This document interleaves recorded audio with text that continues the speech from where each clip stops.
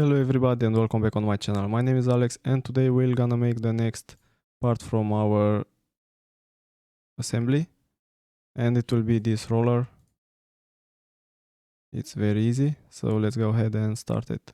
Let's open a new SolidWorks document, and here let's make this plane white, and let's open a sketch in the front plane.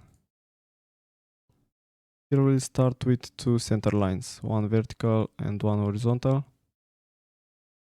And now select line and let's make the next sketch. We'll start from this, just like this.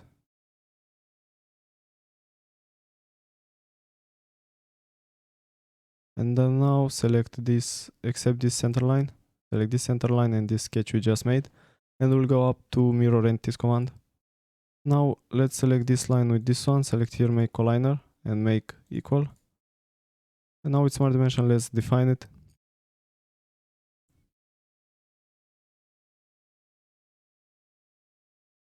First, this line here will have 27. Everything is in millimeters. And from this line to this one, here will be 7. And now from this line to this center line, here will be 70 millimeters. This is the diameter. From this one, here will be 60. From this one to this center line, here will be 32.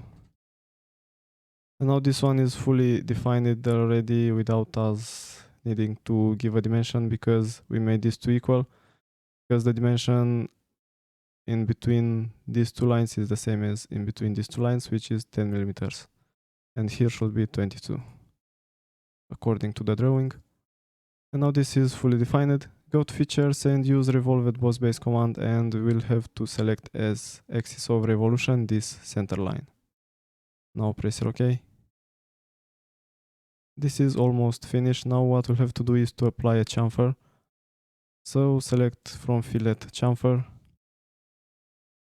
The chamfer will have the dimension 1.5 with the angle 45. It will be this face with this edge and this other edge. Press OK. And now this is finished. If you want to apply some specific material, you can go here on the left, right click on material, edit material, and you can select it from here. Let's apply this one, close.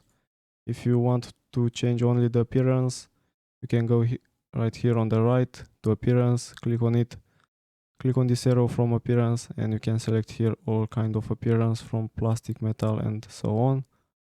If you go to metal, steel, you can double click and it will automatically apply, or you can left click and drag it, and here you can select on what part you want to apply it. Okay, so this was the tutorial for today. Thank you for watching and I hope to see you in the next one.